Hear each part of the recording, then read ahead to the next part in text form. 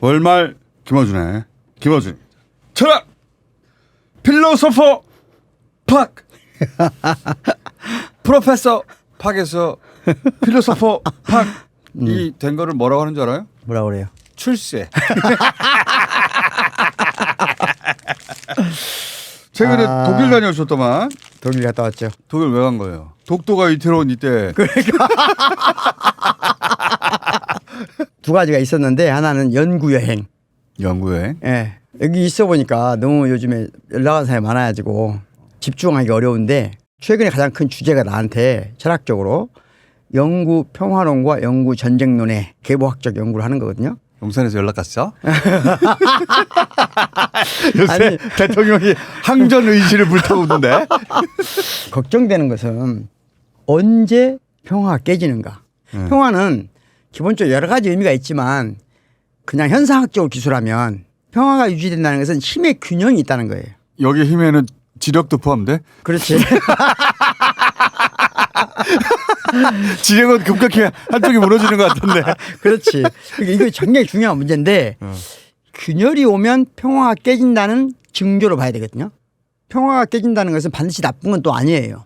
어쩔 경우는 혁명이 되기도 하고 어쩔 때는 전쟁이 되기도 하고 어쩔 때는 아주 나쁜 경우가 될 수 있는데 평화가 딱 깨진다는 것은 균형이 깨진다 했잖아요.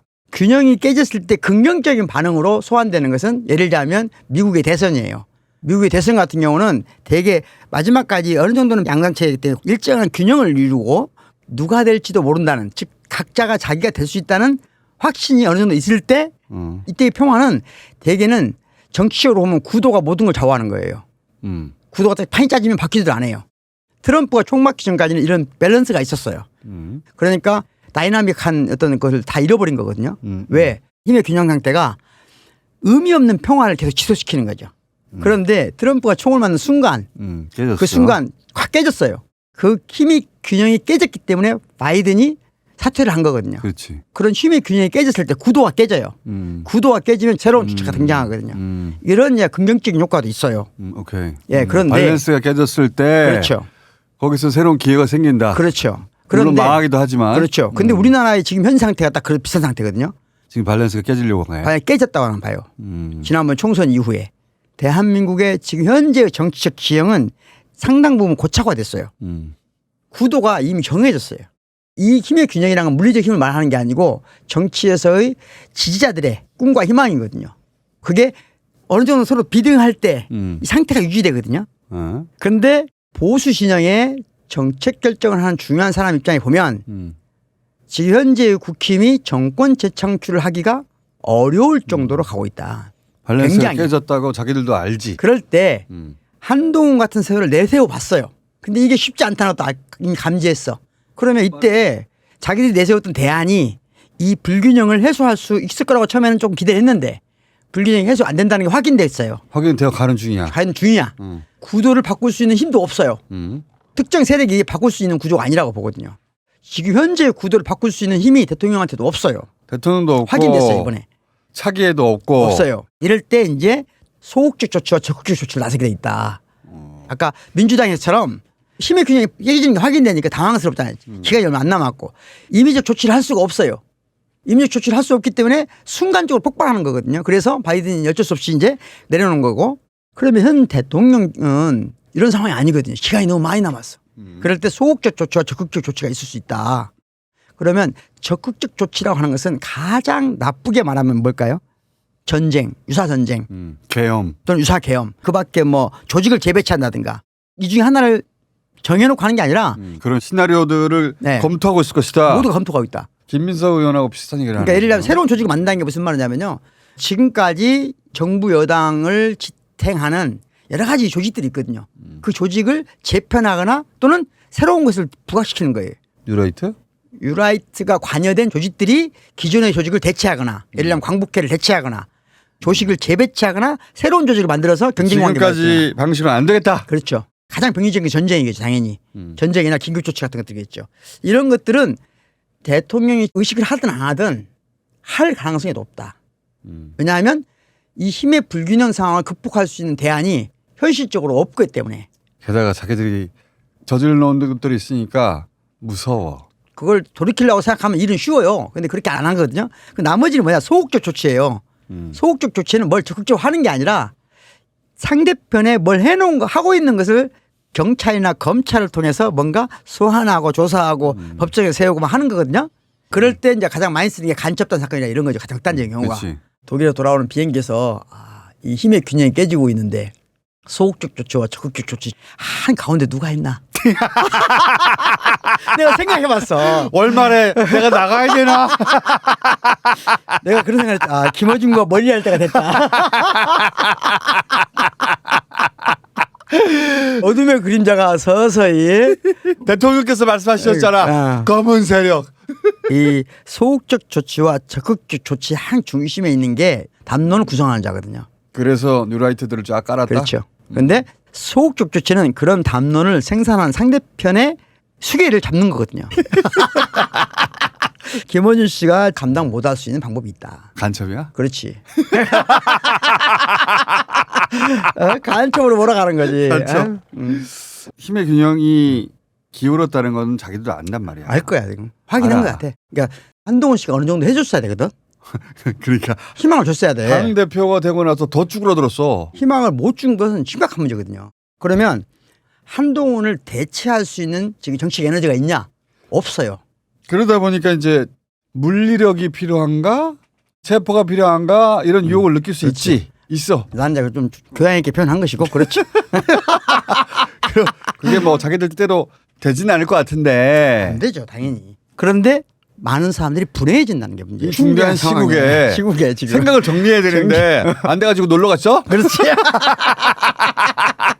그래서 독일에 갔어. 예, 독일 갔죠. 첫 번째 이유는 그래서 연구 여행을 했다. 예, 책도 좀 번역하고 어디 갔어? 어디? 제가 공부했던 곳 독일 남부가 바이에른 주에서 했고요. 바이에른주. 바이에른 주 중에서도 네. 원래 농업 중심의 도시고 독일 사람들이 촌놈이라고 놀리는 예전엔 동네잖아. 그랬죠. 네. 지금 잘 살지만 지금은 잘 사는 곳이죠. 가장 많은 사람들이 살고 싶은 도시 1번이에요. 민원이라고 생각하면 되고. 뮌헨이 그렇고. 그런데 저는 뮌헨이 아니고 조금 더 위로 올라와서 네. 프랑켄 지역이라고 있어요.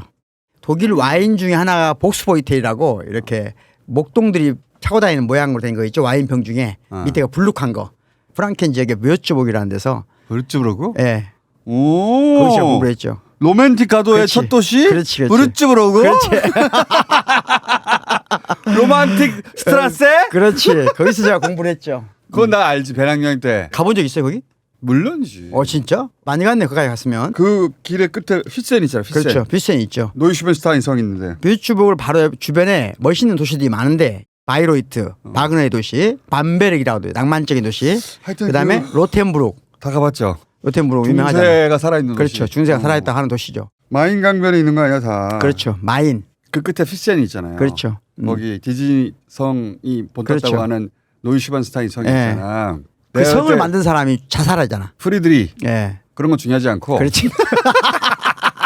내가 배낭여행 한참 다닐 때 브르츠부르크는 뭐가 생각나냐면 거기 높은 데 올라가가지고 소세지를 먹고 내가 그다음에 그 독일 양배추 있잖아. 샤워 크라우트인가 뭔가 그거 먹고 씨발 할 게 없어. 자우크라우트 먹고 자우크라우트. 자우크라우트. 심심한 동네 아니에요. 경치 그렇지. 좋고 그렇지. 할 게 없어. 로man틱 스트라세의 도시들은 씨발 할 게 없다. 그래서 표센 있잖아. 노이슈벤스타인 성 있는데 보통 관광객들은 그 다리까지 가요. 다리까지. 다리까지? 다리에서 사진 찍으려고. 그렇지, 그렇지. 다리까지 인생 사진 찍는다는데. 그렇지. 근데 거기 다리를 지나가지고 뒷산을 계속 올라가잖아요. 정상에 독일의 패러글라이딩의 성지 같은 곳이 나와요. 근데 난 패러글라이딩 장비가 있는 것도 아니잖아. 그렇지. 심심해서 올라갔어 혼자서. 할 게 없어가지고 남들은 패러글라이딩 타고 내려가는데 나 걸어서 내려왔잖아. 왜 갔어? 그냥 구경하러 간 거예요? 궁금하니까 여기저기 다 가봐야지. 혼자 다니니까 심심하잖아. 그래서 관광객들이 여기까지 가는데 나 끝까지 가본단 말이야.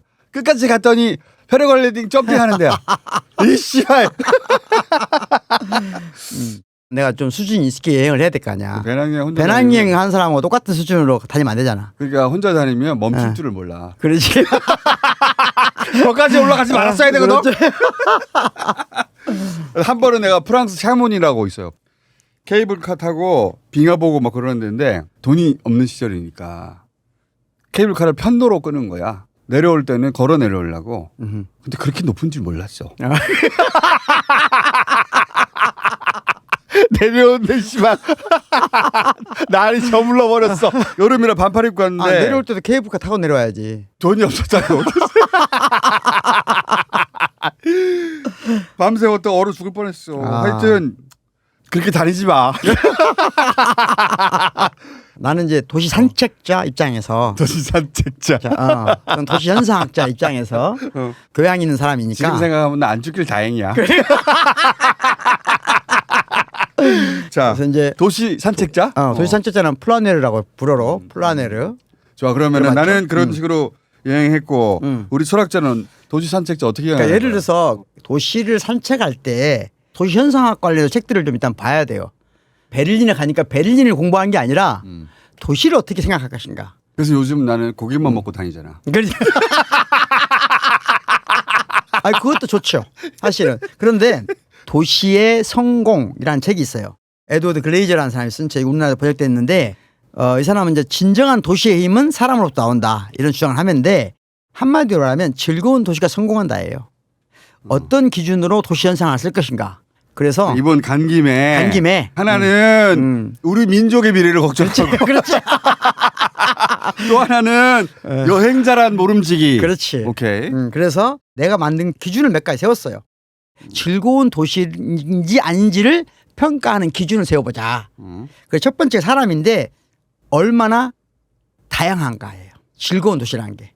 오케이. 독일의 남부 도시가 매력이 없는 것 중에 하나가 이건데 백인 일색이야. 백인 일색이에요. 제가 처음 유학을 갔을 때 학생 식당에 갔더니 환해 그냥. 특히 독일이 더 그래. 나 같은 사람이 가면은 멀리서도 보여. 프랑스는 안 그런데. 프랑스는 안 그러죠. 독일이 유난히 그래요. 유난히 그래요. 특히 남부가 그래요. 비르츠부르크 이런데, 로텐부르크 이런데. 그래. 디버스가 있어요. 디버스.